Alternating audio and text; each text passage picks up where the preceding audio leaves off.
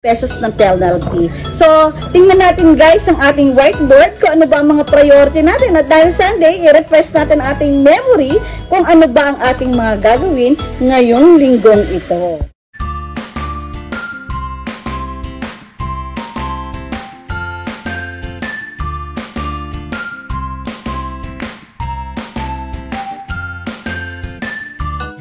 Hello guys, good morning! So ito ulit si Soxy Mendoza, inyong ka-entrepreneur, ang inyong rakiterang nanay.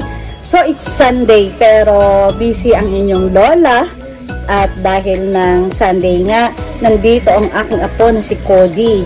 So maaga tayong gumising, matapos mapakain ng bata ay naghanda na tayo para ibalik siya sa kanila dahil may pasok na siya bukas sa Monday and at the same time napakarami ring trabaho. So, ipapakita ko sa inyo ang mga list of priorities ko ngayong September. At bukas nga, September 25, yun ay birthday natin. At renewal din ng ating driver's license. So, meron tayong non-professional driver's license which will be expiring on September 25. And that will be my birthday.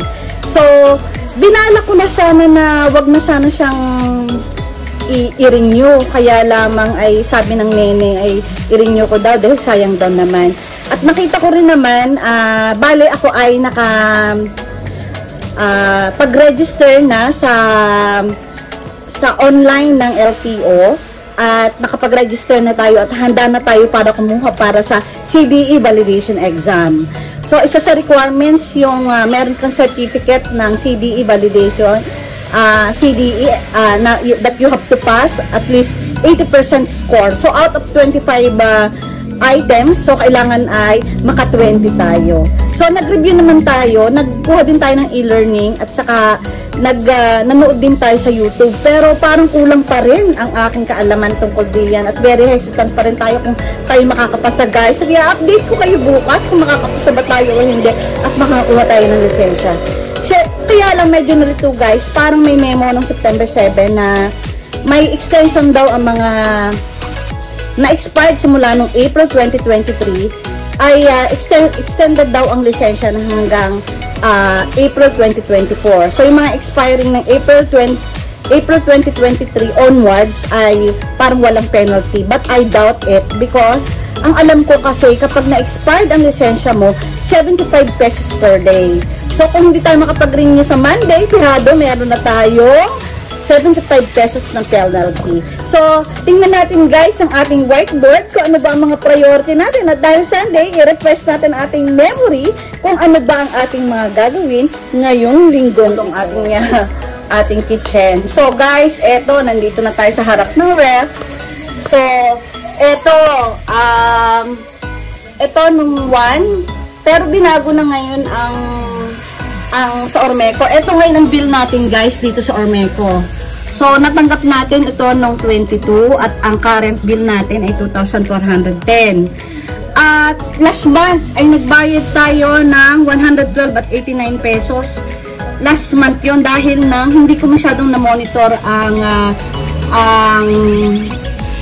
ating bill, na meron na pala sila doon mga penalty at mga kung ano-ano bagang surcharge penalty at saka service fee kapag ka ikaw ay nakalampas na sa due date. So ito nga ay pinagtatalunan pa dito sa Ormeco, pero ang ginagawa ko, sumusunod na lamang ako. Katulad nito, ang disconnection date ko ay October 4, 2023. So kapag ka lumampas ng October 4, 2,600 ang babayaran natin.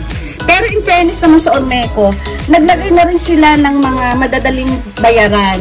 So hindi na ngayon escape na Saturday and Sunday kasi may GCash na rin sila. So ito guys, kung kailangan mabayaran natin ito before October 1. At kung hindi, meron tayong 89.60 na surcharge and at the same time, pagbabayaran din nila tayo ng 112. So instead na 2,499 lang ang babayaran natin, I mean 2,410 ay magiging 2,611.60 ang babayaran natin. So guys, dahil ngayon ay 24, September 24, PLDT ang ating ang ating babayaran. So, babayaran natin yan through GCash. So, lately ay hindi naging maganda ang service ng PLDT. Pero although hindi maganda, at least magkatapos naman ng mga ranting at saka maraming nag-rant sa kanila sa Facebook, sa kanilang service itong PLDT, hindi tayo pwedeng mawala ang internet at kasama ito guys, ito sa ating negosyo. So, ito nga, bukas tomorrow, driver's license natin. Kukuha tayo ng CDE exam, medical certificate, at punta tayo ng LTO. At meron din tayong delivery sa Tawiran. And then by Tuesday, follow-up payment. So, makikita nyo guys, ito, nakalista na dito, mula A1, yung mga deadline at mga bayarin natin. So, ito guys, itong maliit na whiteboard natin ito ay ating, itong maliit na whiteboard natin, ito ang saksi sa ating mga priorities, mga bayarin, at reminders din natin sa pang-araw-araw nating ginagawa. Ayan guys, makikita nyo, ibabaw ng rep namin, ang daming mga dashmeal at kung ano-anong pagkain at dahil na ang apo nga ay pumupunta dito. I-flex ang aming honey. At sorry hi, mayroon ditong Pure Foods.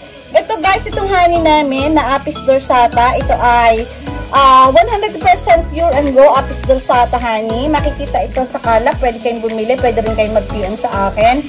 At makikita nyo na ito ay tested authentic ng DOST PNRI sa pamamagitan ng analysis nila na tinatawag na ISCIRA, ESRA, o tinatawag na Internal Standard Stable Carbon Isotope Ratio Analysis.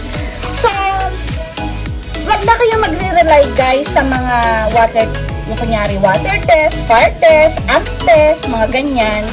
Kundi, hingan nyo ang inyong binibilhan ng test ng DOST PNRI kasi nag-pull out, announce sila na para sa mga beekeepers at saka sa mga nagbebenta ng honey na magtitest sila. So, nagpadala tayo ng sample sa DOST PNRI and after a year, lumabas na ang kanilang authenticity test. So, meron itong mga scientists na ito ng DOST PNRI. Ito ay nagbigay ng libreng testing sa mga nagbebenta ng honey, particularly yung mga beekeepers. So, wag na kayo mag-rely dun guys, dun sa baka mapahamak pa kayo. Hingan nyo na lang papel ang mga binibilhan nyo ng honey.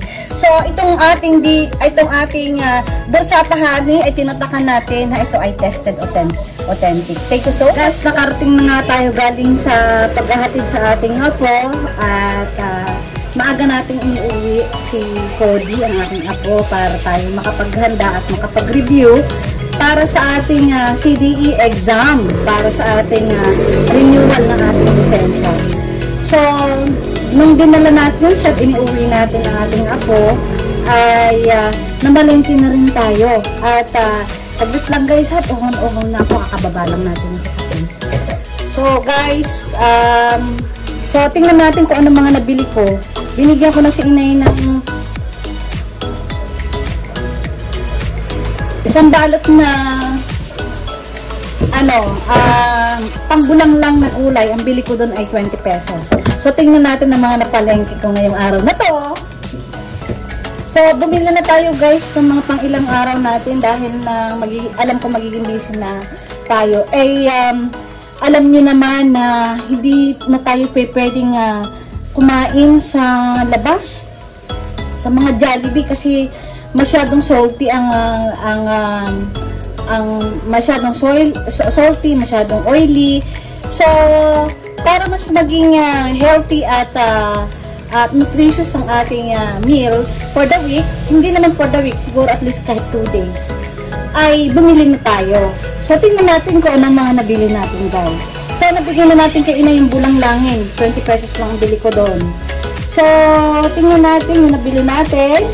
Bumili tayo ng 6 na pirasong itlog. Ang presyo ng itlog na bili ko dito, bali ay 8 pesos ang isa. So, usually sa supermarket ako bumibili sa Robinson, pero napapunta na nga tayo sa palengke, bumili na rin tayo. Guys, hindi natin nalalagay sa ref ang itlog, nilalagay lang natin siya sa labas at hindi rin marami ang binibili natin para mapanatili ang freshness. Hindi na nga natin in-store sa ref kasi marami tayong store na pagkain dyan at hindi natin alam kung saan galing ba ang itlog. So, nakalagay lang siya sa labas. So, nakabili tayo ng 6 na itlog sa halagang 48 pesos. So, meron tayong bumili rin ako na guys ng danggit. So, ang isang guhit nito ay 120 pesos. Pero, ang danggit na ito ay binili ko lang ay kalahating guhit. Bali, 60 pesos lang to. So, ilan-ilan lang kasi bawal lang maalat. Basta, nagkikrave din naman kasi tayo paminsan-minsan. So, meron tayong danggit. Saka gulay ni inay.